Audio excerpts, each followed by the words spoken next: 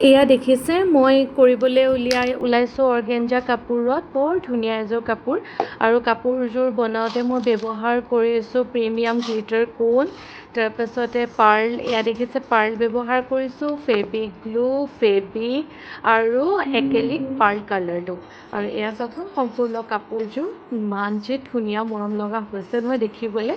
আৰু আপোনালোকৰনো কেনেকুৱা লাগিছে কমেণ্ট কৰি জনাব দেই।